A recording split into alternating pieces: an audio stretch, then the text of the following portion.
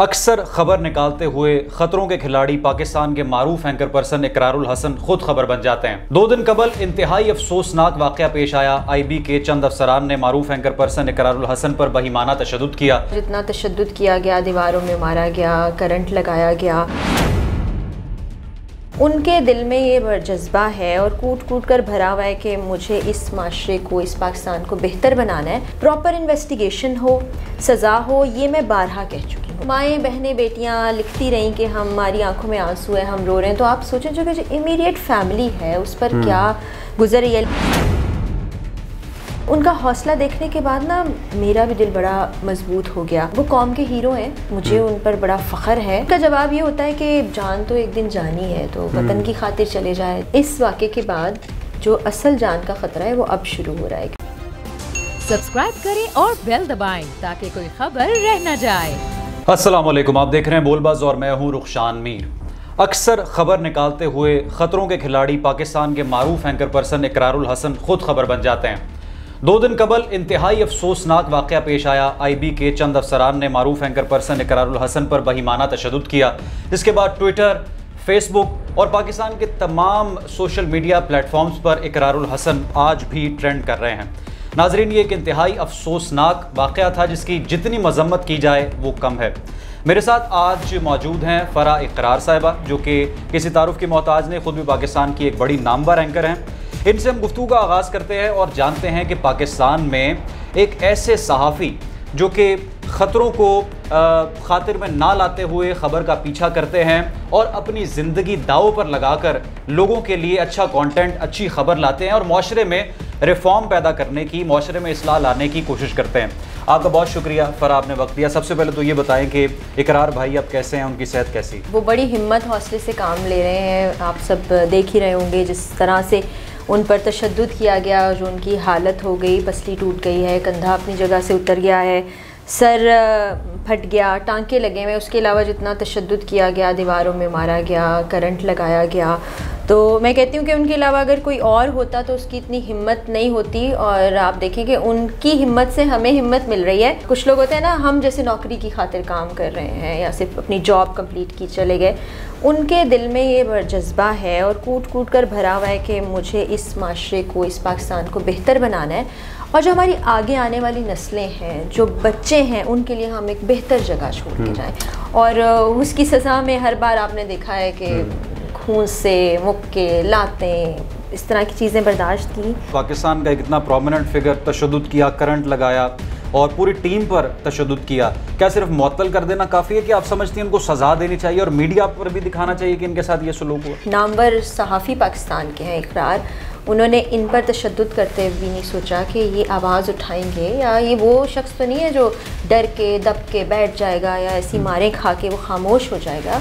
वो तो बड़े पुरज़्म इंसान है, तो उन्होंने ये नहीं सोचा कि क्या होगा। वो तो PM ऑफिस से इन्वॉल्वमेंट हुई, सब हरकत में आए, तो इस वक्त वो सही सलामत है, वरना तो हम किसी और तर्ज पर भी सोच सकते थे। तो मुअत्तली कर देना तो बहुत ही मामूली सी बात है। इस चीज़ को इन्वेस्टिगेट करना चाहिए, ये क्या रवैये हैं, क्यों हैं, कैसे डेवलप हो गए, क्यों ये एक इंसान को इंसान नहीं समझते, क्यों किसी की जान की कीमत नहीं जानते। प्रॉपर इन्वेस्टिगेशन हो, सज़ा हो, ये मैं बारहा कह चुकी हूँ। क्योंकि हमारे यहाँ सज़ाएँ नहीं मिलती, इसलिए ऐसे लोगों को शय मिलती है। और जब वो देखते हैं ना कि इतने बड़े बड़े जुर्म करने वाले आज़ादी से घूम रहे हैं, कुछ हुआ नहीं, तो वो और ज़्यादा इस तरफ राग़िब हो जाते। तो ये बड़ा ज़रूरी है। पहले भी इकरारुल हसन को तशद्दुद का निशाना बनाया गया और अगर आप YouTube देखें, उनका नाम लिखें तो बहुत सी ऐसी स्टोरीज़ आती हैं कि वो ज़ख्मी हैं और हॉस्पिटल में एडमिट हैं। तो आप उनकी वाइफ हैं, उनके साथ रहती हैं, कितना मुश्किल है आपके लिए सब कुछ फेस करना। और पाकिस्तान, जिस तरह से मैं देख रहा था कमेटी टू प्रोटेक्ट जर्नलिस्ट के मुताबिक, पाकिस्तान उन 10 ममालिक की फहरिस्त में शामिल है जहाँ पर सहाफ़ियों की कोई सिक्योरिटी नहीं है।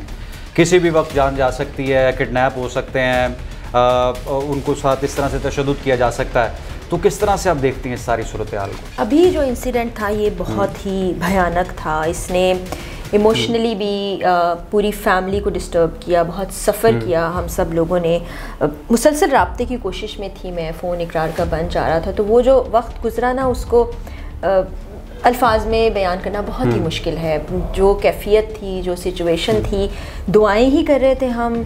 फिर ज़ाहिर है जब आप सोशल मीडिया भी देखते हैं उस पर जो इमेजेस आ रहे हैं, जो फुटेजेस आ रहे हैं, तो अब आप अपने फैमिली मेम्बर को इस हालत में देख नहीं सकते, तो हमारे दिल पर भी वही गुजरी। हम नहीं देख सकते, आप तो फिर माएँ बहनें बेटियाँ लिखती रहीं कि हमारी आंखों में आंसू है, हम रो रहे हैं। तो आप सोचें जो कि जो इमीडिएट फैमिली है उस पर क्या गुजर रही है। लेकिन इकरार से जब भी रब्ता हुआ, जो भी बात हुई, उन्होंने कहा मैं बिल्कुल ठीक हूँ। तो उनका हौसला देखने के बाद ना मेरा भी दिल बड़ा मजबूत हो गया। और वो कौम के हीरो हैं, मुझे उन पर बड़ा फ़ख्र है। कभी मना किया आपने उन्हें कि ऐसी स्टोरीज़ ना करें और ऐसे इंटरव्यूज़ और ऐसे शोज़ जिनमें ख़तरा है जान को, छोड़ दें, कोई और काम कर लें? पहले एक ज़माने में सब समझाते थे, लेकिन अब हमें लगता है कि उनको कहने से कुछ बदलेगा नहीं, क्योंकि जो उनका पैशन, जो वतन से मोहब्बत हम देखते हैं, हम कुछ भी कह लें, कितनी भी जज्बाती बातें कर लें, कितना भी ये एहसास दिला लें कि आपका ख़ानदान है, आपका बेटा है, सबको आपकी ज़रूरत है, तो उनका जवाब ये होता है कि जान तो एक दिन जानी है, तो वतन की खातिर चले जाए तो इससे बेहतर क्या बात हो सकती है। ये सारे ज़ख़म जो लगते हैं ना, चोटें लगती हैं, वो कहते हैं कि मैं तमगे के तौर पर अपने सीने पे सजा के बड़े फ़ख्र से बाहर निकल सकता हूँ। जिस इंसान का ये जज्बा, उसे कौन डरा सकता है, कौन खामोश करा सकता है। तो ज़ाहिर है मैं उसी शख्स की बीवी हूँ, मेरे में भी कहीं ना कहीं ऐसा ही जज्बा मौजूद है। 48 घंटे सोशल मीडिया पर ये टॉप ट्रेंड रहा, ट्विटर पे भी, फेसबुक पे, यूट्यूब पे भी। और जिस तरह से आपने भी जिक्र किया कि प्राइम मिनिस्टर ऑफिस ने इसमें मुदाखलत की, शहबाज गिल साहब भी इसमें बड़ा एक्टिव किरदार अदा करते रहे, लेकिन सोशल मीडिया सार्फिन की कुछ तादाद ऐसी भी थी जो उन पर ही तनकीद कर रही थी, इकरारुल हसन पर, कि ऐसा कंटेंट क्यों बनाते हैं, ये अगर कोई इदारा अपना काम कर रहा है या कोई कारोबारी शख्स अपना काम कर रहा है तो ये वहाँ पर कैमरा लेके क्यों पहुँच जाते हैं। तो ऐसे जो लोग, मखसूस तादाद है जो नेगेटिव कमेंट्स करती है इस सिचुएशन में भी, उसको, उन कमेंट्स को आप किस तरह से देखते? कोई फ़र्क नहीं पड़ता, तनकीद वहीं पे होती है जहाँ कुछ काम हो रहा हो, जहाँ आप आगे बढ़ रहे हो। जो शख्स घर पे बैठा हो उस पर किसी ने क्या तनकीद करनी है। और दूसरी बात यह है कि बड़ी बदकिस्मती है कि हमारे जो इदारे हैं, हमारे जो ज़िम्मेदारान हैं, जिनके करने का ये काम है, वो नहीं करते, तो सहाफ़ीज़ जानिब आते हैं, तो वो इकरार ऐसी करप्शन को बेनकाब करते हैं, तब जाके ऐसे लोगों के ख़िलाफ़ शायद कहीं ना कहीं कुछ हो जाता हो। अब अगर आप इकरार के इंटरव्यूज़ भी देखें, उनसे बात भी करें, तो वो बता रहे हैं कि हम बासानी ऑफ़िस के अंदर पहुँचे और मामला उस वक्त बिगड़ा कि जब उनसे कहा गया कि आप कैमरास बंद कर दें, तो उन्होंने कहा कि मैं तो आपका मौक़िफ़ ही जानना चाह रहा हूँ, मेरे पास सबूत मौजूद हैं, जो कि आप देख लीजिएगा सोशल मीडिया पर मौजूद हैं। तो वहाँ पर जो साहब थे उनकी शान में गुस्ताखी हो गई है और धावा बोल दिया। उसके बाद आपको मालूम है 4 घंटे टॉर्चर किया गया, टॉर्चर सेल में रखा गया, और जिस तरह का तशद्दुद हुआ है, मैं कहती हूँ कि शायद किसी दुश्मन मुल्क का भी कोई शख्स पकड़ा जाता तो उसके साथ भी ऐसा नहीं करते। एक इमेज पूरे मुल्क का बहुत नेगेटिव गया कि एंकर के साथ ये सलूक किया गया, उसकी हड्डियाँ तोड़ दी, टॉर्चर किया गया सरकारी अफसरान की जानिब से।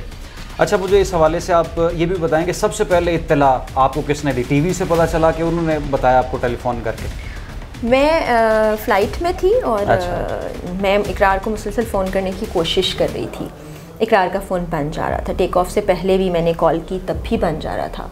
तो दिल में कुछ एहसास पैदा हुआ कि कुछ मामला सही नहीं है। फिर जब बेल गई, मेरी कॉल उन तक पहुंची, तो वो रिसीव नहीं कर सके। उन्होंने मुझे कॉल बैक किया और मुझे मालूम था कि वो रिकॉर्डिंग करने जा रहे हैं। रिकॉर्डिंग किस सिलसिले में है ये भी अंदाज़ा था। तो मैंने उनसे पूछा कि सब खैरियत है, आपकी रिकॉर्डिंग हो गई? तो उन्होंने ये जवाब दिया कि हाँ कुछ मसला हुआ है, वो मैं बाद में आपको बताता हूँ। उसके बाद परेशानी सी थी ये कि इतना अरसा फ़ोन बंद रहा और अभी भी वो कह रहे हैं कुछ मसला हो गया। कोई 1-1.5 घंटे बाद मैंने दोबारा कॉल किया, उन्होंने कहा इर्द गिर्द बहुत से लोग हैं, मैं बाद में राबिता करता हूँ। उतनी देर में वो जर्नलिस्ट जो हैं मुख्तलिफ, उनकी तरफ से मैसेजेस आने लग गए कि इकरार अब्बासी शहीद अस्पताल में है, उनकी शदीद ज़ख्मी हालत में ज़राए बता रहे हैं कि यहाँ पर हमने उनको फ़र्स्ट एड देने की कोशिश कर रहे हैं। फिर और एक मेरी फ्रेंड है, उनकी तरफ से तस्वीर आने लगी। फिर मैंने सोशल मीडिया देखा तो मज़ीद परेशानी हो गई। उस वक्त इकरार शायद स्टिचेस लग रहे थे या उनका ट्रीटमेंट चल रहा था, कॉल नहीं उठा पाए। उनके दोस्त से रब्ता हुआ, उन्होंने कहा कि मैं पहुंचता हूं तो आपकी बात कराता हूं। उतनी देर में फिर सारिम बरनी हमारे भाई हैं, उनका भी मैसेज आया जिसमें पूरी डिटेल थी कि क्या क्या तशद्दुद हुआ, किस किस तरह से टारगेट किया गया पूरी टीम को। तो मैंने फिर जब बात की इकरार से तो मैंने कहा ये सब कुछ तब भी उनके ये अल्फाज थे कि मैं ठीक हूँ, जो होना था हो चुका। जब इकरार को देख लिया अपनी आंखों से और ये कि बड़े हौसले और हिम्मत के साथ है, मुस्कुराहट उनकी चेहरे पे जो हमेशा रहती है वो वैसे ही थी, हिम्मत मज़ीद बुलंद थी, सबको हौसला दे रहे थे। और फिर उन्होंने कहा कि घर पे क्यों बैठे हैं आप सब लोग, अपनी अपने काम करें ज़िंदगी के, कुछ नहीं। ये जो करंट regime है PTI की, इसमें आपने देखा है कि सेंसरशिप में इजाफा हुआ है और सहाफ़ियों के साथ नारवा सलूक बरता जा रहा है, ऐसा नोटिस किया आपने? सहाफ़ियों के साथ जो सलूक है ना वो आज से नहीं है, बैन हो रहे हैं, उसके अलावा इस तरह से तशद्दुद के वाक़यात में इजाफा हो रहा है, जॉबलेस हो रहे हैं। पहले भी होता था ये सब कुछ, अभी शायद कुछ ज़्यादा हो गया। लेकिन ये है कि जो भी सच की राह पर होता है उसके साथ ये होता ही होता है।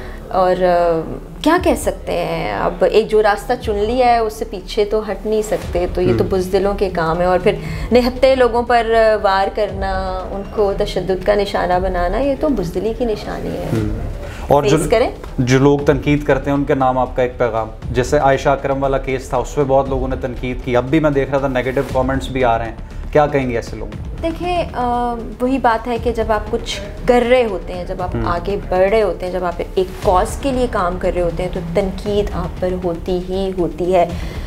मुझे नहीं लगता कि दुनिया में कोई भी ऐसा शख्स हो जिसके लिए सब बहुत अच्छा बोलते हो। और अगर आप कंपैरिजन करें ना कि वो लोग जो दुआएं देते हैं, जो हौसला बढ़ाते हैं, जो सब चीज़ों का इदराक रखते हैं क्या हो रहा है, उनकी तादाद बहुत ज़्यादा है।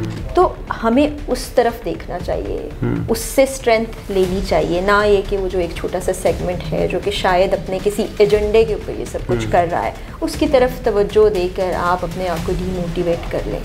तो बहुत लोग हैं दुआएं करने के। वैसे सिक्योरिटी आप रखती हैं अपने साथ या इकरारुल हसन? नहीं, हम घर में या मूवमेंट में ऐसा नहीं है, सिक्योरिटी तो नहीं होती, बस काम होनी चाहिए जाते हैं। अब इकरार के लिए मुझे लगता है होनी चाहिए।